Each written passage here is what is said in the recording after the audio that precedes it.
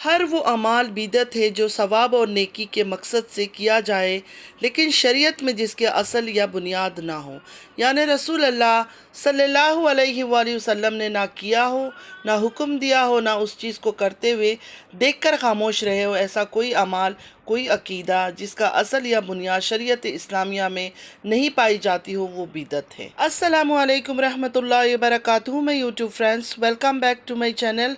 Hope कि आप लोग बिल्कुल ठीक ठाक है और आप सबकी दुआ से अल्हम्दुलिल्लाह मैं भी ठीक हूँ। और अल्लाह पाक से यही दुआ है कि आप लोग हमेशा सही सलामत रहे, खुश रहे अपने अपने घरों में अपनी फैमिली के साथ। आमीन सुम्मा आमीन। नमाज़ पढ़ा कीजिएगा, नमाज हम पर फ़र्ज़ है। सबसे पहले फ़लस्तीन और लेबनान वालों के लिए दुआ की रिक्वेस्ट करूँगी। प्लीज़ प्लीज़ प्लीज़ फ़लस्तीन वालों को और लेबनान वालों को अपनी दुआओं में ज़रूर याद रखा करें। हमारी दुआओं की उनको बहुत ज़्यादा ज़रूरत है। अल्लाह पाक अपनी गैब से उनके लिए आसानियाँ फरमाए। आमीन या रब्बल आलमीन। अगर अभी तक आप लोगों ने मेरे चैनल को सब्सक्राइब नहीं किया तो प्लीज़ जल्दी से लाइक, सब्सक्राइब, शेयर कर लीजिए और बेल आइकन को क्लिक करना बिल्कुल भी मत भूलिएगा। बेल आइकन क्लिक करने से ये होगा कि जब भी मैं कोई वीडियो अपलोड करूँगी सबसे पहले नोटिफिकेशन आप लोगों को मिलेगा। आप लोगों का लाइक, सब्सक्राइब, शेयर हमारे लिए हौसला अफजाई होता है। चलिए स्टार्ट करते हैं आज का रिएक्शन। कोशिश करूँगी दो चार लोगों के ऊपर आज रिएक्शन दूँ, जैसे छोटी बाजी हो गई, बड़ी बाजी हो गई, सज्जू हो गया, कौसर हो गई, इनके ऊपर। लेकिन सबसे पहले आज मैं बात करने वाली हूँ नज्जो के बारे में। नज्जो का ब्लॉग क्योंकि मैंने बहुत टाइम बाद देखा, मैंने काफ़ी अरसा हो गया, मेरे ख्याल में 6-7 महीने हो गए मैंने नज्जो का कोई वीडियो वगैरह देखा ही नहीं था। तो आज नज्जो का वीडियो सामने आ गया तो थोड़ा सा मैंने पीछे जाकर और वीडियोस को भी देखा। फिर मैंने सोचा आज नज्जो पर ही बात सबसे पहले करेंगे। अपने बेटे को लेकर बाइक में रवाना हुई। उस बेचारे उमर को तो जाहिल गवार बना के रख दिया, ना ही स्कूल भेजा, ना लिखने पढ़ने दिया। कभी ट्रक ड्राइवरों के हेल्पर बना दिया तो कभी कुछ तो कभी कुछ। अच्छा, एक और बात मुझे करनी थी। इतनी सारी बेटियां इसकी घर में, मतलब माशाल्लाह माशाल्लाह, और ये आकर तारा के घर कितने कितने दिन के लिए रुक जाती है। इतनी सारी बच्चियों को कैसे अकेले छोड़ देती है? मतलब जवान वालियाँ जो है उनको ले आती है, बाकी छोटे छोटे बच्चों को छोड़ आती है। किसके ऊपर छोड़ कर आती है? जो इनका बाप है उसे तो मुझे लगता है होश होता नहीं है। रात के वक्त वो तो नशे में टून रहता है। पहले मैंने ये बातें सुन रखी थी कि वो नशा करता है। इस औरत ने खुद भी जब अपना एक वॉइस लीक हुआ था नज्जो का, उसमें ये नज्जो भी बोल रही थी कि नशे में रहता है और उसको होश नहीं रहता है कि मैं क्या कर रहा हूँ। तो जिस तरह ये खुद को इतनी केयरिंग, एक अच्छी माँ दिखाती है, तो इसको तो चाहिए अपने बच्चों का ख्याल रखे। इतने इतने बच्चों को इस तरह छोड़कर आना तो बिल्कुल सेफ नहीं है। वक्त कितना ख़राब है आजकल, और इनके घरों का तो हाल ही बुरा है। वक्त से पहले बच्चे मैच्योर हो जाते हैं क्योंकि बड़े उनके सामने हर चीज़ करके दिखाते हैं। ड्रामा हो, बेईमानी हो, मक्कारी हो या कुछ भी गंदगी हो, सब बच्चों के सामने ओपनली करते हैं। तो बच्चे बेचारे जो मासूम होते हैं उनका तो कोई कसूर नहीं होता है, क्योंकि बच्चे जो देखेंगे वही सीखेंगे। जब भी ये तारा के पास आती है उस टाइम पे एक बेटी छोड़ के चली जाती है। जैसे पहले फातिमा की जब शादी नहीं हुई थी तब भी फातिमा को कुछ महीने के लिए यहाँ रखा हुआ था। अब मैंने सुना दूसरी बेटी को भी भेज दिया, तीसरी बेटी को भी भेज दिया। मतलब क्या सीखने के लिए भेजती है? तारा पुप्पो जान अभी भी खुद नन्ही काकी छोटी सी बच्ची है। अपने छोटे मासूम से बच्चों को वो तरबियत नहीं दे सकती है, उन्हें सही मैनर्स नहीं सिखा सकती। उन मासूम बच्चों का कोई कसूर नहीं है। देखिए, मैं हमेशा बोलती हूँ कि बच्चों का कोई कसूर नहीं होता है। बच्चे बड़ों को देखकर सीखते हैं। जो बड़े घर पे करते हैं ना, बच्चे उन्हीं चीज़ों को कॉपी करने की कोशिश करते हैं। तो जिसके घर में कुछ अच्छा होगा बच्चे अच्छा सीखेंगे, जिसके घर में बुरा होगा वो बच्चे बुरा सीखेंगे। लेकिन ये क्यों अपनी बेटियों को छोड़ के जाती है? स्पेशली ऐसा क्या चीज़ छोटी बाजी सिखाती है जो इसको लगता है ये नहीं सिखा सकती है? अच्छा, नज्जो की एक बात और मुझे याद आ गई। जब जट का ड्रामा बड़ी बाजी लेकर आई थी, इस नज्जो का भी एक वॉइस लीक हुआ था। उसमें नज्जो ने कहा था कि गटर से उठाकर, अपने घर को गटर बोल रही थी, गटर से उठाकर जहन्नम में डाल दिया अपनी बेटी को। मतलब उस टाइम पर अपनी किसी बड़ी बेटी को, अब कौन सी बेटी थी मुझे नहीं पता, फौजिया थी या कोई और बेटी थी, उसको इन्होंने इधर रखा था छोटी बाजी के पास। और ये अल्फाज इसने बोला था कि गटर से उठाकर मैंने जहन्नम में डाल दिया है। लेकिन अब नज्जो कुछ और ड्रामा कर रही है। जब भी कोई लड़की उसके घर में जवान होती है या उसकी शादी होने वाली होती है, उसको लाकर तारा पुप्पो जान के पास छोड़ देती है। मतलब तारा पुप्पो जान उनको क्या ट्रेनिंग देगी शादी से पहले? घर के जो बेसिक काम होते हैं इंसान वही सीखता है शादी से पहले। जो लड़कियां नहीं करती है काम, उनको शादी से पहले थोड़ा इंसान ट्रेन कर देता है घर के काम काज के लिए, कुकिंग ये सब सिखा देते हैं। नमाज इबादत तो वो तो फ़र्ज़ ही है, वो तो सीखना ही है, उन्होंने पढ़ना है। तो और क्या चीज़, और ऐसा कौन सा हुनर आता है छोटी बाजी को कि हर कोई अपनी बेटियां उनके पास भेज देते हैं। बड़ी बाजी ने सऊदीया से अपनी बेटी को भेज दिया। 8 साल की मासूम सी बच्ची, कितना रोई होगी, कितनी तड़पी होगी, कितनी रातें उसने अपनी माँ को याद करके गुजारा होगा।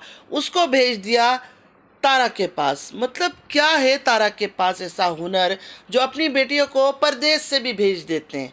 अब इस औरत को ही देख ले, पहले ये कह रही थी कि गटर से उठाकर जहन्नम में डाल दिया, फिर हर कुछ दिन बाद अपनी एक एक बेटियों को लाके यहाँ रख देती है। बड़ी बाजी का बात कर लेते हैं। बड़ी बाजी को देखे, 8 साल की उनकी बेटी थी, उसको इन्होंने भेज दिया तारा के पास। वो बच्ची कितना रोई होगी, कितना तड़पी होगी, कितने रातें उसने गुजारी होगी अपनी माँ को याद कर करके। देखिए किसी कंट्री में भी, बाहर कंट्री में अगर हम लोग रहते हैं, वहाँ का सिटीज़नशिप तो हमें मिलता नहीं है। एक ना एक दिन हमें लौटकर अपनी कंट्री आना ही होता है या जाना होता है, ठीक है। तो अगर कोई ऐसा क्राइसिस आ जाता है कि वहाँ हम नहीं रह सकते या बच्चों को लेकर रहना मुश्किल है, तो अक्सर फैमिलीज़ क्या करती है, माएँ क्या करती है, वो अपने बच्चों के साथ आ जाती है कंट्री में और बाप वहाँ रहकर कमाता है।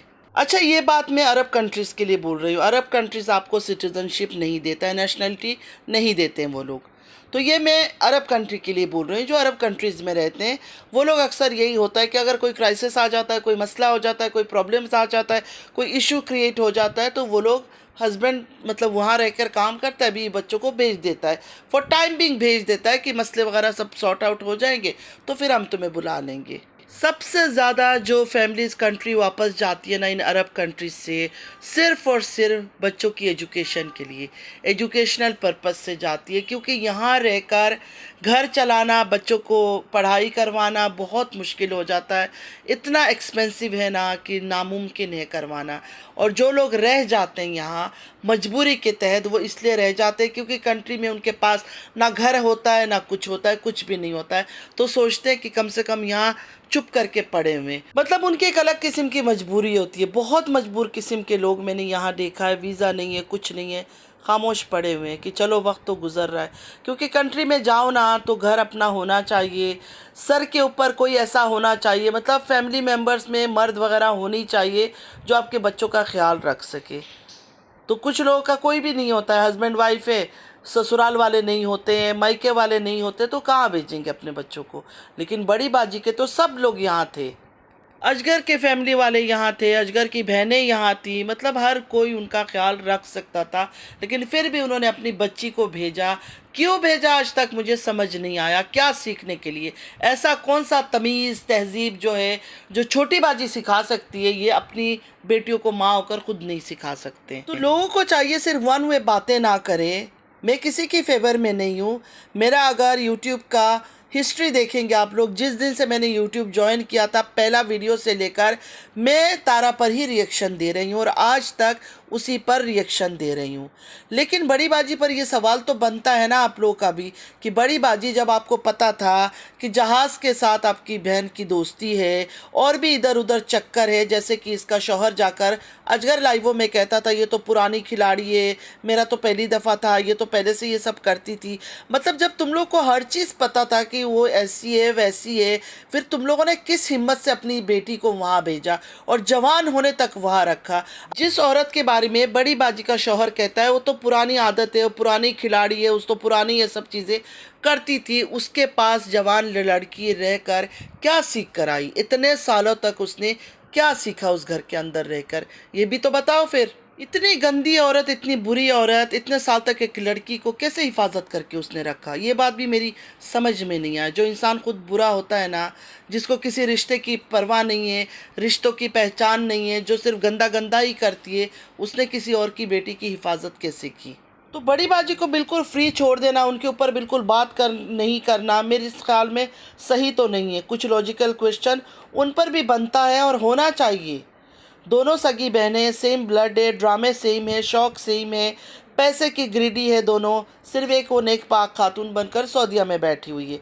अदाकारा तो नंबर 1 वो भी है, उनका भी बहुत कुछ सामने आया। अब्बासी का न्यूज़ भी तो सबको इक्वली ट्रीट करना चाहिए ना, सिर्फ एक को बुरा बुरा कहो, दूसरी को सिर्फ पर्दा डालो, ऐसा भी तो सही नहीं है। सबसे पहले तो नैनू को जो अकेला इस बाजी ने बुलाया ना, बड़ी बाजी ने, और भी मेरा डाउट्स क्लियर हो गया कि अगर ऐसा कुछ हुआ होता, सच में कोई जट का कहानी इनके घर में चली होती ना, ये औरत कभी भी हिम्मत करके दूसरी जवान औरत को अपने घर में ना बुलाती और ना रखती और ना अपने शौहर के साथ घुमाने फिराने के लिए लेकर जाती बाहर। जब नैनू और तारा की वॉइस लीक हुआ जिसमें तारा बता रही थी बड़ी बाजी के बारे में, अपनी दोनों बेटियों को सुलाकर अब्बासी से मिलने जाती है, मुझे उम्मीद था कि बड़ी बाजी यूट्यूब को हिलाकर रख देगी। बड़ी बाजी यूट्यूब को हिलाकर रख देगी क्योंकि उनकी करैक्टर पर बात किया था तारा ने, मगर बड़ी बाजी ने कुछ नहीं किया, बिल्कुल खामोश हो गई, जैसे उनको ये न्यूज़ मिला ही ना हो। ख़ासकर मुझे लगा था कि बड़ी बाजी मुंह तोड़ फोड़ जलील करेंगे रेस्पेक्टेड लेडी अपनी बदनाम बहन को, जिसको टैग भी उन्होंने ही दिया है 70% का, लेकिन नहीं, उन्होंने कुछ भी नहीं बोला, खामोश रही। एक बार आ गई कम्युनिटी पोस्ट लगाकर कि क्वेश्चन आंसर राउंड खेलेंगे, लेकिन उसके बाद वो क्वेश्चन आंसर राउंड भी बिल्कुल खामोश हो गया, साइलेंट हो गया, दोबारा उन्होंने कोई जिक्र ही नहीं किया। जिस Q&A का बोला था उन्होंने कुछ भी नहीं किया, दोबारा कभी आई ही नहीं, जिक्र ही नहीं किया उसका, बस अपना ब्लॉग बनाती जा रही है। कमाल की बात है, नैनू को अपने घर में बुला लिया। जिस नैनू के साथ तारा ये सब बातें कर रही थी, नैनू ने इतना सा भी डिफेंड नहीं किया कि तारा क्या बोल रही हो, बड़ी बाजी ऐसे नहीं हो सकती है। लेकिन नहीं, नैनू ने कोई डिफेंड नहीं किया, कुछ भी नहीं किया, खामोश होकर तारा की बातें सुनती रही। ये सुनकर भी, ये देखकर भी बड़ी बाजी को बुरा नहीं लगा, हम व्यूअर्स को बुरा लगा, हम सबको बुरा लगा, जो हम रिएक्शन देते हैं ना उन्हें भी बुरा लगा कि इतना ज़्यादा ये कहती है नैनू कि बड़ी बाजी से मुझे प्यार है। ये मतलब ये दोनों ही एक दूसरे के लिए दिखाते कि हमें बड़ा प्यार है, बड़ी बाजी वहाँ से दिखाती है, ये यहाँ से दिखाती है। लेकिन जब बड़ी बाजी के ऊपर इतना गंदा इल्ज़ाम लगाया, बहतान लगाया तारा ने क्लियर बोला कि अपनी दोनों बेटियों को सुलाकर मेरे पास अब्बासी के साथ मिलने जाती थी। नैनू खामोश होकर सुन रही थी। ये सब देखकर सुनकर भी बड़ी बाजी को बुरा नहीं लगा, उल्टा बड़ी बाजी ने नैनू को अपने पास बुला लिया। उसी नैनू को विजिट पर बुलाकर कंटेंट क्रिएट में बिजी हो गई। अपना जॉब का भी झूठ बोला, नैनू के जॉब का भी झूठ बोला। ना ही नैनू को जॉब मिला था और ना ही ये जॉब कर रही थी, किसी ने भी कुछ नहीं किया था। लोगों ने इनसे बार बार पूछा कि अपनी जॉब के बारे में बताओ, बाकी ड्रामे छोड़ो, अपने जॉब के बारे में बताओ, लेकिन आज तक बड़ी बाजी ने उसकी सफाई नहीं दिया, उसकी क्लैरिफिकेशन नहीं दिया कि आप तो इतना पक्का होकर बोल रही थी मैंने जॉब ज्वाइन कर लिया, पुरानी दोस्तों से मिली थी, चाय पिया, पुरानी यादें हमने मिलकर ताज़ा किया, बहुत मज़ा आया। उसके बाद मेकअप का सामान भी लिया इन्होंने, पार्लर में इनको जॉब मिल गया था ना, पक्का हो गया था, कंफर्म हो गया था। फिर हस्बैंड के साथ जाकर मेकअप का ये शेड, फाउंडेशन का ये शेड, लिपस्टिक का ये वो, इतना कुछ इन्होंने ख़रीदा था, लेकिन आज तक मुझे लगता है इन्होंने जॉब ज्वाइन नहीं किया। बड़ी बाजी के साथ इतना बुरा हादसा हो गया, फिर भी नैनू को अपने घर बुला कर ले गई। और इस नैनू के जो है ना गंदे गंदे फ़ोटोज़ अजगर के पास है, सब कुछ बड़ी बाजी को पता है। पता होते हुए भी नैनू को बुला कर ले गई। किसी औरत को अगर अपनी बहन से इस तरह का धोखा मिले कि उसी के घर में बैठ के उसी के शौहर को वो पटा ले और गंदगी करे, तो वो कभी भी किसी और औरत पर भरोसा नहीं कर सकती है, ना किसी जवान औरत को अपने घर बुलाएगी। और नैनू का रिकॉर्ड भी तो कोई सही रिकॉर्ड नहीं है, फिर बड़ी बाजी ने कैसे बुला लिया उसको वहाँ। तो जो लोग कहते हैं ये जेड का काम हुआ है क्योंकि जेड की वजह से इतनी गंदगी हो रही है ना यूट्यूब पे, तो मैं उनसे सवाल करती हूँ, आप लोगों के पास अगर कोई सबूत है, एविडेंस है, रखो, वरना फिर इस कहानी को बंद कर दो। 70% जेड ये वो मत बोलो ना, किसी को क्यों बोल रहे हो, मत बोलो। जो चीज़ वो आप दिखा रही है उसी के ऊपर बात करो, जेड के टॉपिक को क्यों लाते हो। या तो फिर बड़ी वाली से भी सवाल करो कि बड़ी वाली हमें वो सबूत दिखाओ जिसकी वजह से तुमने इस यूट्यूब को इतना गंदा किया है। कहने का मतलब है दोनों बहन में से कोई किसी से कम नहीं है, दोनों ही खून की प्यासी है। ओप्स सॉरी, खून की प्यासी नहीं, सॉरी, दोनों ही पैसे की प्यासी है। अब जाहिर सी बात है, बड़ों को देख देख कर ही छोटे सीखते हैं ना। अब इनके घरों में जो कर रहे हैं, चाहे छोटी बाजी हो चाहे बड़ी बाजी हो, इनके बच्चे देख देख कर ये सब चीज़ें सीखेंगे ना। और ख़ास करके बड़े भाई बहन को देखकर छोटे हमेशा कॉपी करते हैं, इस बात को आप लोग इनकार नहीं कर सकते हो। अब मुझे ज़्यादा खुलकर बोलने की नीड नहीं है। तारा में जितनी क्वालिटीज़ है, अच्छा बुरा गंदा सबका मिश्रण है। देखा है उसने ये सब, जो देखा है वही सीखा है। अब जो इनके बच्चे देख रहे हैं वही वो लोग भी सीखेंगे। इस ख़ानदान के मर्द औरत सारे फ्री है, इन चीज़ों के लिए फ्री है। इनके लिए मैरिटल अफेयर कुछ नहीं है, हराम हलाल कुछ नहीं है। ये सब ऐसे ही हैं। जिनके भी रिकॉर्ड चेक करने जाओगे ना, सबका यही रिकॉर्ड है, निकल निकल कर बाहर आएगी, हर एक औरत का, हर एक लड़की का, हर एक मर्द का। अब बात यह है ना, मेरी किसी से तो दुश्मनी है नहीं, मैं एक को गंदा करूं, एक को छोड़ दूं साइड में। इनफैक्ट मैं किसी को भी गंदा नहीं करना चाहती हूं, किसी के करेक्टर पर सवाल नहीं उठाना चाहती हूं। लेकिन जो बातें भी यूट्यूब पे हो रही है उस पर तो मैं सवाल कर सकती हूँ। अल्लाह मुझे माफ़ करे, लेकिन जो सच है वो सच है, सच को कोई झुठला नहीं सकता है। दोबारा आ जाते हैं नज्जो की तरफ। बेटे के साथ बाइक में बैठकर निकल पड़ी जमील भाई की तरफ, जो बिल्कुल फ्री बैठे थे नज्जो के इंतज़ार में कि कब नज्जो बाजी आएंगी। ऑन द वे जाते हुए स्टार्ट हो गया दर्द व गम का किस्सा। गर्दन में, चेस्ट में, बैक में इतना ज़्यादा दर्द है। पहले चलो दुआ कर लेते हैं नज्जो के लिए। हमारी किसी से भी दुश्मनी नहीं है, अल्लाह पाक नज्जो को शिफा दे दर्द से, आमीन या रब्बल आलमीन। मजाक नहीं उड़ा रही हूँ, ना उड़ाना चाहती हूँ, इसलिए मैंने पहले उसके लिए दुआ कर लिया। लेकिन इन लोगों का दर्द का पैटर्न सेम क्यों होता है? डीडी की वाइफ को भी सेम दर्द था जब डीडी की थर्ड मैरिज की बात पता चली। इन लोगों का दर्द, गम, हर चीज़ सेम टू सेम क्यों होता है? बस इस वजह से ज़रा मुझे कन्फ्यूजन हो जाता है कि सेम पैटर्न में इनकी चीज़ें क्यों चलती हैं। जैसे चेस्ट में पेन, हाथों में पेन, बैक में पेन, सर में पेन। सेम डीडी की वाइफ को भी ये शुरू था, लेकिन अब वो खामोश हो गई है और अब नज्जो का स्टार्ट हो गया ये सब चीज़ें। सच में अगर अल्लाह ताला ना करे इनको इस सब दर्द हो, तो मेरी तो दुआ है अल्लाह ताला से, आप लोग भी दुआ कीजिएगा कि अल्लाह ताला इसको आराम दे। फिर बच्चों की जिम्मेदारियों का रोना कि अल्लाह पाक उतना ही ज़िंदगी दे कि अपनी बच्चियों को अपनी घर की कर दूं। जब तक ये रोना ना रोए नज्जो, सिंपैथी कहाँ से गेन करेगी? पहले बच्चों की पढ़ाई लिखाई लेकर सिंपैथी गेन किया, मुझे अपने बच्चों को पढ़ाना है, मैं अपने बच्चों की जल्दी शादी नहीं करूँगी, सब कुछ भूल गई है बेचारी। अब सब कुछ भूल गई, अब एक के बाद एक की शादी करना चाहती है। मतलब इतने बड़े भी नहीं हुए, कोई इतनी एज भी उनकी नहीं हुई है, स्कूल गोइंग लड़कियाँ हैं, ना उनको पढ़ा रही है ना उनको लिखा रही है, अब ये दूसरे चक्करों में पड़ गई है। फिर आ गया बाप की बद्दुआ ने दिल का मरीज़ बना दिया। मतलब कैसे इमोशनली ब्लैकमेल करते हैं लोगों को। कितनी फजूल औरत है ये, अपने बुढ़े बाप के लिए हिदायत की और नेक रास्ते पर चलने की दुआ मांग रही है दुनिया को सुनाकर। अगर बाप में कोई फॉल्ट भी है, कोई ख़राबी भी है, अल्लाह से अकेले में मांगो उनकी हिदायत की दुआ। लेकिन इस तरह वाईटी में दुनिया को सुनाने का मतलब कि मेरा बाप गंदा है, मेरा बाप ख़राब है, मेरा बाप नेक नहीं है, मेरा बाप बुरा रास्ते में चलता है। क्या ऐसे होती है बेटियाँ? इस तरह की होती है बेटियाँ कि अपने बाप को इधर जलील करे यूट्यूब में बैठकर। उसके बाद फिर बोल रही है अगर मेरे वजह से उनके दिल में कोई बात है, ये है, माफ़ कर दे, तो पहले ही बोल देती। बाप की हिदायत की दुआ करने की दुनिया को सुनाकर क्या ज़रूरत थी? उन्हें हिदायत की ज़रूरत है, तुम्हें हिदायत की ज़रूरत नहीं है। तुम्हें सबसे पहले हिदायत की ज़रूरत है।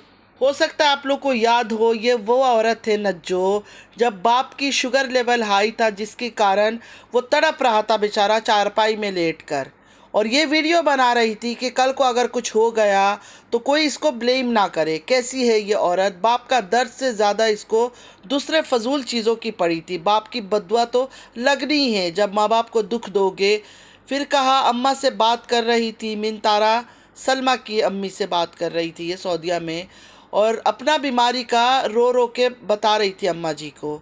उस टाइम पीछे से अब्बू जान, मतलब महान अब्बू जान हैं इनके भी, उनके भी कारनामे कम नहीं है। उन्होंने कहा इससे भी ज़्यादा होगा तेरे साथ, तू रुसवा होगी, गंदी होगी, दर बदर होगी। बड़ा बेहिस ख़ानदान है, बाप बेटी लड़ते हैं, बाप बेटी को मुंह काला और पता नहीं क्या क्या कहते हैं, ये भी कहीं नहीं सुना था। आप सबको याद तो होगा नज्जो की बेटी की शादी में क्या हाल किया था अंकल जी ने। खैर अगर किसी बात को लेकर सच में अंकल जी का दिल में कोई दुख है नज्जो को लेकर, नज्जो को चाहिए उनका पाँव पकड़े और माफ़ी मांगे। कल को दुनिया से चले गए तो वो मौका भी नहीं मिलेगा नज्जो को, फिर माफ़ी मांगना भी बेकार होगा। अब इनकी फैमिली में इतना नाटक चलता है, कब सच बोल रहे हैं कब झूठ पता ही नहीं चलता है। बेशक हर घर में नाराज़गी होती है, माँ बेटी में, बाप बेटी में, भाई बहनों में, लेकिन इन बातों को कोई सोशल मीडिया में नहीं लेकर आता है।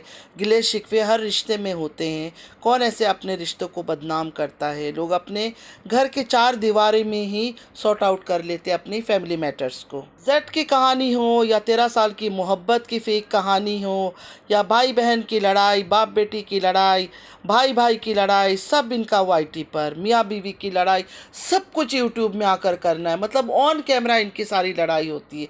इनकी हर बात वाईटी के लिए, घर की प्राइवेट मैटर्स को भी पब्लिक में ले आते हैं जस्ट व्यूज़ के लिए। अब कुछ दिनों से हस्बैंड की दूसरी बीवी को लेकर ड्रामा चल रहा है। मतलब न जो ज़ोरों शोर से ये ड्रामा चला रही है, यकीन माने अनकरीब बहुत जल्दी सून हमें जो है ना दूसरी बीवी एक और नज़र आएगी, फ़ारूक की, मतलब नज्जो की सौतन। नज्जो ने ये सोचा होगा कि तारा ने इतने पैसे हासिल कर लिए, इतने फ़ंड उसको मिला, घर बंगला गाड़ी, ट्रिप पे ट्रिप कर रही है, सिर्फ किस लिए? 13 साल की फेक मोहब्बत कौसर के नाम पर। तो मैं भी एक सौतन ले आती हूँ, उसके नाम पर मैं भी कमा लूँगी। मेरी तो माशाल्लाह बेटियाँ भी इतनी सारी है, तो लोगों की और हमदर्दी मेरे ऊपर ज़्यादा रहेगी। ज़्यादा लोग हमदर्दी देंगे कि देखो इतनी सारी बच्चियाँ हैं, कहाँ लेकर जाएगी बेचारी उन बच्चियों को। हम ही इसको व्यूज़ देते हैं, सब्सक्राइब करते हैं, फ़ंड वगैरह भेजते हैं कि अपने बच्चों को कहीं सेटल कर ले। और जब पैसे मिलेगा उसके बाद मैं घर बंगला गाड़ी हर चीज़ ले लूँगी तारा की तरह। हो सकता है तारा से ज़्यादा मैं ऊपर चली जाऊँ, हो सकता है तारा से ज़्यादा मुझे पैसे मिले, क्योंकि इनके अंदर का जो भूख है ना कभी ख़त्म नहीं होगा। हालांकि नज्जो के जो व्यूज़ है ना वो भी बुरे नहीं है। हर रोज़ के जितने व्यूज़ आते हैं, अगर महीने का सबको आप लोग ऐड करेंगे तो बहुत ज़्यादा इनको पैसे आ जाता होगा, लेकिन फिर भी सुकून चैन नहीं है और ये ऐसे ही परेशान रहेंगे। नाशुक्र इंसान को मिलियन भी मिल जाए ना, वो कभी खुश नहीं हो सकता, वो ऐसे ही बेचैन रहेगा, पैसों के पीछे भागेगा। बाकी ये लोग जो मज़ारों में जाते हैं ये सब बिदत है, मैं ये सब मानती नहीं हूँ। मेरे आसपास जितने लोग हैं या हमारे जो ख़ानदान वाले हैं या हमारे रिश्तेदार हैं या जान पहचान वाले हैं, कोई भी इन चीज़ों को मानता नहीं है। तो हम लोग जो चीज़ मानते नहीं हैं उस चीज़ पर मैं ज़्यादा बात क्या करूं। बस इतना मैं जानती हूँ, जो मज़ारों में जाके माथा टेकते हैं, ये सब करते हैं, ये सब बिदत है। सुन्नत से जो चीज़ साबित है हम सिर्फ वो चीज़ें कर सकते हैं जो हमारे प्यारे हज़रत मोहम्मद मुस्तफ़ा सल्लल्लाहु अलैहि वसल्लम ने हमें कहा है करने के लिए। बाकी कुछ भी एक्स्ट्रा ना हम कर सकते हैं ना हमें करना चाहिए। उसके बाद मज़ारों में जा रही थी, साथ कोई कज़िन थी, उसको बिठा दिया अपने हस्बैंड के साथ चिपका कर। मतलब खुद साथ जा रही है तो खुद बीच में बैठती, उसको पीछे बिठाती, लेकिन नहीं, ये लोग किसी चीज़ की परवाह नहीं करते। ये चाहते कि इन पर बातें करे, गंदगी करे लोग। मतलब दीन के बारे में इनका कोई नॉलेज नहीं है, सिर्फ गंदगी फैला सकते हैं, गंदगी कर सकते हैं और जानबूझ के ये सब गंदगी करते। इनका दिल नियत गंदा है, गंदगी से भरा हुआ है। क्या नज्जो को पता नहीं है, इतना सा भी इल्म नहीं है इसको कि कज़न जो होता है वो गैर महरम होता है। अपने शौहर के साथ कैसे उसको चिपका कर इसने बिठा दिया।